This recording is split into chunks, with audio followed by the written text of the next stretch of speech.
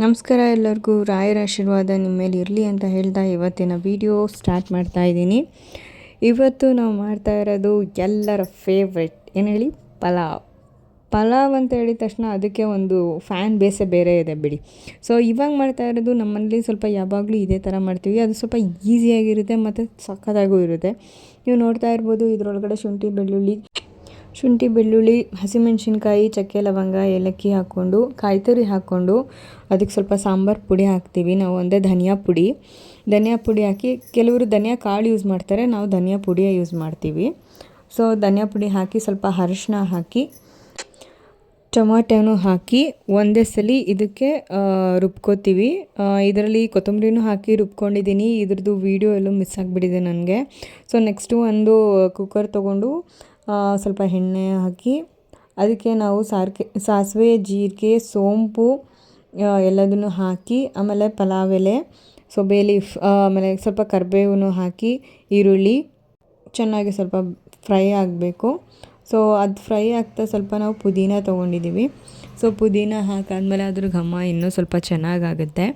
So ಅದನ್ನೆಲ್ಲ ಸ್ವಲ್ಪ stir fry ಮಾಡಿಕೊಂಡು ಸ್ವಲ್ಪ ಹಸಿ ವಾಸನೆ ಎಲ್ಲ ಹೋದ್ಮೇಲೆ ಇವಾಗ ನೋಡ್ತಾ ಇರ್ಬೋದು, ನೆಕ್ಸ್ಟ್ ಇದಕ್ಕೆ ನಾವು ತರಕಾರಿ ಮತ್ತು ಬಟಾಣಿ, ತರಕಾರಿ ಬೀನ್ಸು, ಕ್ಯಾರೆಟ್ ಮಾತ್ರ ಹಾಕಿದ್ದೀವಿ.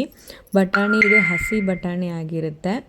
ಸೊ ಹಸಿ ಬಟಾಣಿ ಮತ್ತು ಇದನ್ನೆಲ್ಲ ಸ್ವಲ್ಪ ಫ್ರೈ ಮಾಡ್ಕೊಂಡಾದಮೇಲೆ ಸ್ವಲ್ಪ ಹಸಿ ವಾಸನೆ ಎಲ್ಲ ಹೋಗಾದಮೇಲೆ ಬಾಡಿಸಿರೋ ಅಂಥ ಘಮ ಏನಿರುತ್ತಲ್ಲ, ನಿಮ್ಗೆ ಗೊತ್ತಾಗುತ್ತೆ ಹಸಿ ವಾಸನೆ ಹೋಗ್ತಾ ಇದೆ ಅಂತ.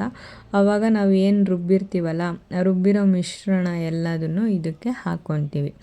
ಸೊ ಆವಾಗ ಮತ್ತೆ ಅದರದ್ದು ಸ್ಮೆಲ್ಲೆಲ್ಲ ಹೋಗಬೇಕು, ಹಸಿ ವಾಸನೆ ಎಲ್ಲ ಹೋಗಿ ಆಮೇಲೆ ಒಂದು ಒಳ್ಳೆ ಘಮ ಬರುತ್ತೆ. ಆ ಒಳ್ಳೆ ಘಮ ಬಂದಮೇಲೆ ನೆಕ್ಸ್ಟ್ ನೋಡ್ತಾ ಇರ್ಬೋದು, ಇವಾಗ ಹಾಕಿದ್ದೀವಿ. ಸೊ ಇದನ್ನೆಲ್ಲ ಇನ್ನೂ ಸ್ವಲ್ಪ ಮಿಕ್ಸಿ ಜಾರ್ ಒಳಗಡೆ ಇರೋವಂಥ ನೀರನ್ನು ತೆಗೆದು ಇದರೊಳಗಡೆ ಹಾಕ್ತೀವಿ. ಸೊ ಅದರಲ್ಲಿ ಇರೋದನ್ನೇ, ಅದು ನಾವು ವೇಸ್ಟ್ ಮಾಡಲ್ಲ ಅಲ್ವಾ, ಫಸ್ಟೇ ನಾವು ಅದು ಯಾರು ಹೇಳಿ, ಇಂಡಿಯನ್ಸ್.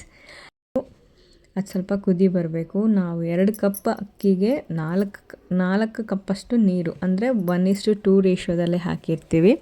ಸೊ 1:2 ರೇಷಿಯೋ ಅಂತ ಹೇಳಿದ ತಕ್ಷಣ ನಿಮಗೆ ಆಲೇ ಗೊತ್ತಿರುತ್ತೆ, ನಮ್ಮ ಮನೇಲಿ ಪಾವು ಯೂಸ್ ಮಾಡ್ತೀವಿ. ಸೊ 2 ಪಾವಿಗೆ ನಾವು 4 ಪಾವಷ್ಟು ನೀರನ್ನ ರೆಡಿ ಮಾಡಿ ಇಟ್ಕೊಂಡಿದ್ವಿ. ಅದೇ ಸೈಡಲ್ಲಿ ಇದು ಕುದಿಯೋಷ್ಟರಲ್ಲಿ ಏನು ಮಾಡ್ತೀನಿ ಅಂತ ಹೇಳಿದ್ರೆ, ಮೊಸರು ಬಜ್ಜಿಗೆ ರೆಡಿ ಮಾಡ್ಕೊಂಡಿದ್ದೀವಿ. ಮೊಸರು ಬಜ್ಜಿಗೆ ನಾವು ಈರುಳ್ಳಿ ಮತ್ತು ಕೊತ್ತಂಬರಿ ಸೊಪ್ಪು ಹಾಕಿ, ಸ್ವಲ್ಪ ಮೊಸರು ಹಾಕಿ, ನೀರು ಹಾಕಿ, ಸ್ವಲ್ಪ ಅದಕ್ಕೊಂಚೂರು ಉಪ್ಪು ಹಾಕಿ ಮಿಕ್ಸ್ ಮಾಡಿ, ಸೊ ಅದು ಸ್ವಲ್ಪ ಮೊಸರು ಬಜ್ಜಿ ರೆಡಿ ಆಗುತ್ತೆ. ಅದು ಸ್ವಲ್ಪ ಮೊಸರು ಬಜ್ಜಿ ಅಂದರೆ ಫುಲ್ ತಿಕ್ಕಾಗಿರಲ್ಲ. ಸೊ ಇದನ್ನು ರಾಯ್ತ ಅಂತಲೂ ಕೆಲವರು ತೊಗೋತೀರಾ. ಸೊ ಇದು ರೆಡಿ ಆದಮೇಲೆ